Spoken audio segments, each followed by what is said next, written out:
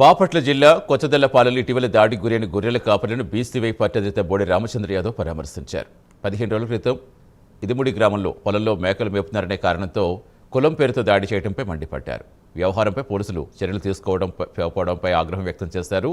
బాధితులైన గొర్రెల కాపరులపై తప్పుడు కేసులు పెట్టి భయభ్రాంతులకు గురి చేస్తారన్నారు. వారికి న్యాయం జరిగే వరకు బీసీవై పార్టీ పోరాడుతుందని రామచంద్ర యాదవ్ స్పష్టం చేశారు.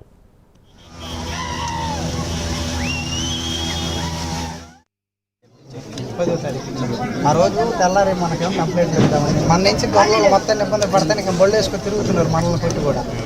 ఇక మళ్ళీ మూడో మళ్ళీ ఇక నువ్వు కేసులకి వెళ్ళి ఎక్కడికి వెళ్ళినా నా కొడకలారు కాళ్ళు వేసి తొక్కుతామని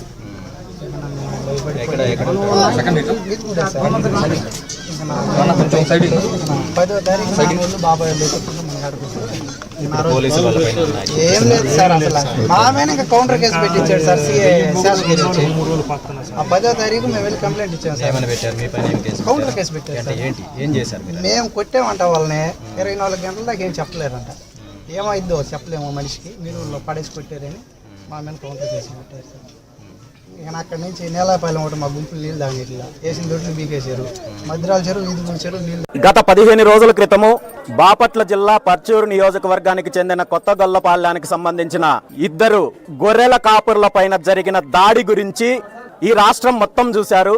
దారుణంగా గొర్రెలు మేపుకుంటున్న వారిద్దరి పైన కూడా దాడి చేయడము, మారణాయుధాలతో దాడి చేయడమే కాకుండా నీచమైన పదప్రయోగం చేస్తూ కులం పేరుతో దూషిస్తూ ఇబ్బంది పెట్టే కార్యక్రమం చేసి ఆ తర్వాత కూడా బాధితుల్ని భయభ్రాంతులకు గురి చేసే ప్రయత్నం చేస్తే ఎవరైతే ఈ సంఘటనకు సంబంధించిన నిందితులున్నారో వాళ్ళ సంబంధించి చర్యలు తీసుకోవాలని కొంతమంది అధికార పార్టీకి సంబంధించిన నాయకులు గ్రామ పెద్దల దగ్గరికి బాధితులు వెళ్తే బాధితులకు న్యాయం చెయ్యకపోగా ఆ పెద్ద మనుషుల సమక్షంలో కూడా మళ్ళీ రెండోసారి దాడి జరిగితే ఏం చెయ్యాలో తెలియని భయంతో పోలీసులను ఆశ్రయించి న్యాయం చెయ్యమని చెప్పి బాధితులు కోరుకుంటే ఈ రోజు వరకు బాధితులకు జరిగిన న్యాయము శూన్యము.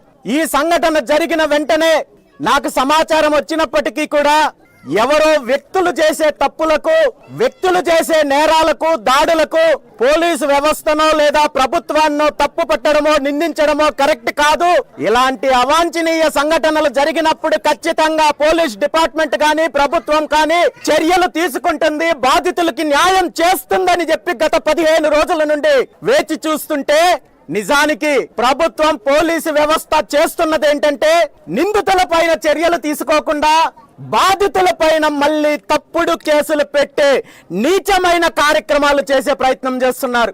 గత 15 రోజుల క్రితము